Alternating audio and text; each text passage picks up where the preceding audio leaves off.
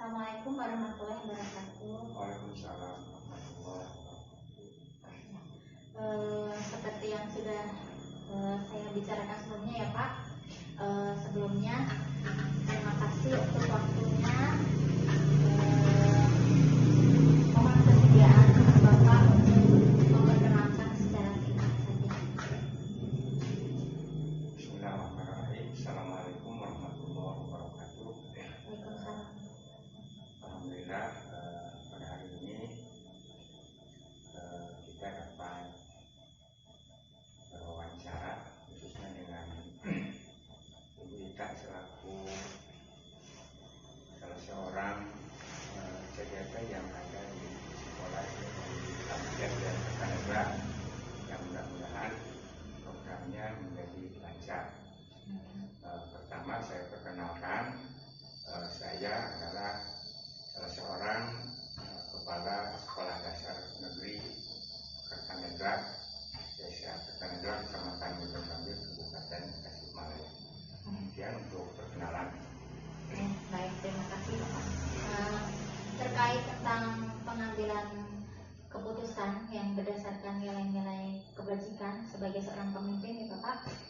Untuk pertanyaan pertama, selama ini bagaimana Bapak selaku pimpinan itu dapat mengidentifikasi kasus-kasus yang merupakan itu termasuk kategori dilema etika atau bujukan moral? Ya. Pertama ya, untuk menangani dilema etika, untuk kita menilai apakah ini dapat menyelamatkan atau dapat memperbaiki baik untuk kita sendiri atau untuk lembaga kita sendiri, sambil bisa dapat menyelamatkan yang dapat mengangkat supaya tidak ada yang dirugikan dari sebelah pihak. Jadi keputusan dapat diselesaikan dengan mencari kebijakan. Kalau untuk bujukan moralnya? Kalau yang masalah bujukan moral, ya tentu saja juga kita melihat dari segi kasus yang terjadi, ya, berat atau ringannya, tentu saja ada keputusan yang dapat diselesaikan dulu di tingkat bawah, gitu ya, seperti dilaksanakan oleh rekan-rekan guru, kemudian berlanjut ke tingkat urusan kepala, gitu ya. Kalau melihat daripada hal-hal yang berlaku atau yang terjadi kasus tersebut, supaya anak tersebut atau orang tersebut yang melakukan hal-hal yang tidak baik dapat kembali kepada kebenaran.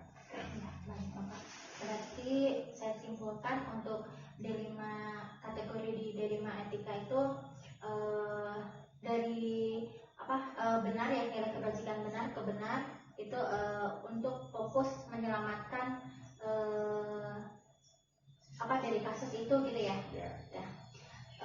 Sedangkan untuk bujukan moral berarti kategorinya itu untuk yang benar lawan salah ya. Nah, terus selanjutnya Bapak selama ini bagaimana Bapak menjalankan pengambilan keputusan dari kasus tersebut jika terjadi di sekolah gitu, terutama jika ada kasus dua kepentingan yang sama-sama benar gitu. Yang misalkan kalau ada suatu kasus yang terjadi di sekolah yang dinilai kasus tersebut dipandang bahwa kasus itu dipandang sama-sama benar, tentu saja kita lebih mementingkan atau melihat kasus di mana kebenaran tersebut yang lebih menonjol kebenarannya. Tentu saja dalam suatu hal yang dianggap benar itu ada yang juga lebih benar. Di dalam pengambilan keputusan tersebut, ya tentu saja kita mengambil sesuatu yang dianggap paling benar dari sesuatu yang dianggap benar.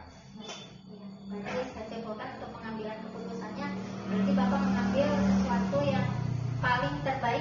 yang paling benar di antara yang benar gitu ya.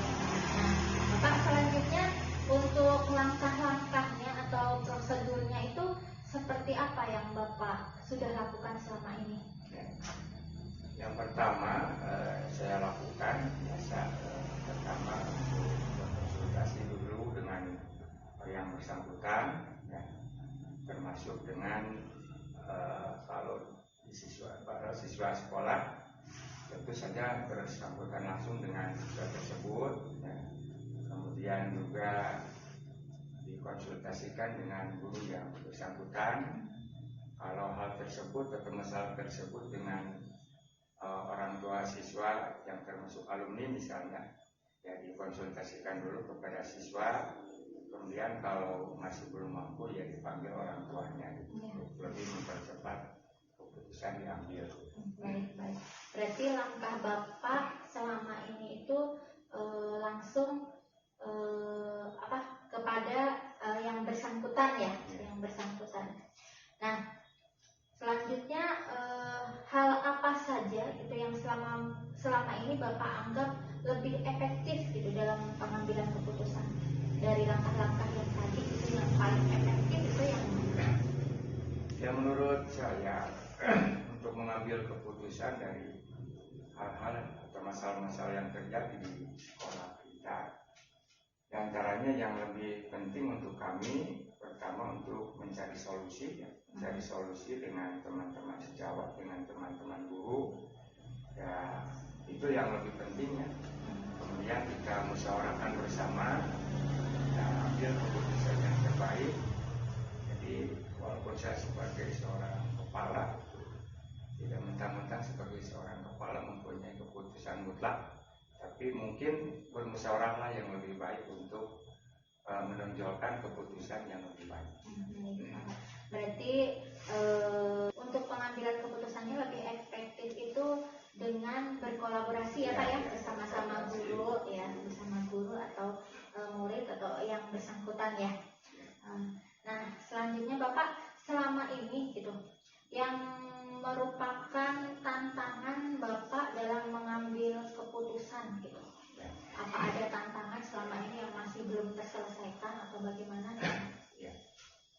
Ya sementara untuk tantangan khusus di sekolah kami di SDN Kertanegara yang memang tantangan ini dibilang berat tidak terlalu berat, ya dibilang ringan juga tidak terlalu ringan, karena ini sama dengan berhubungan dengan alumni-alumni. Di antaranya suatu kenakalan-kenakalan yang biasa mereka lakukan di lingkungan sekolah setelah selesai belajar, sehingga kadang-kadang terjadi kerusakan-kerusakan di lingkungan sekolah atau terjadi pencurian-pencurian gitu, sarana-sarana yang ada di sekolah. Langkah-langkah yang dilakukan ya kami sudah melakukan kolaborasi, koordinasi dengan komite sekolah, ya, maka disampaikan dengan rapat-rapat dengan orang tua murid yang mungkin karena anak tersebut bukan hanya satu gitu, mungkin ya itulah diantara yang masih termasuk berat untuk tantangan Bapak ya. Tantangan di lingkungan sekolah. Ya, baik. Nah, apakah selama ini Bapak memiliki sebuah jadwal tertentu gitu Bapak untuk menyelesaikan atau untuk mengambil sebuah keputusan gitu? Ada jadwal tertentu, misalkan harus diselesaikan gitu, diselesaikan di waktu itu juga atau di tempat itu juga, atau mungkin Bapak ada jadwal tertentu gitu untuk menyelesaikannya dengan bentuk juga prosedur yang dijalankan. Pertama, kalau mengenai jadwal itu ya tentukan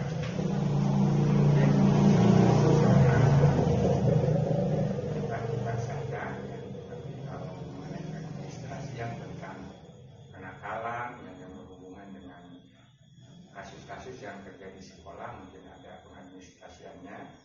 Tapi kalau pengambilan keputusan itu diambil ketika ada peristiwa-peristiwa terjadi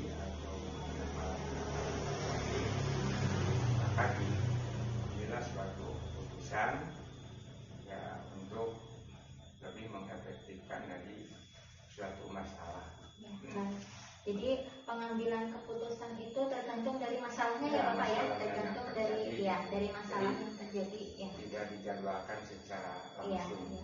Jadi kalau memang masalahnya tidak begitu berat gitu, jadi apa salahnya segera diselesaikan gitu ya. Ya, terima kasih Bapak. Terus selanjutnya, adakah seseorang atau faktor apa yang selama ini bisa mempermudah atau membantu Bapak dalam pengambilan keputusan?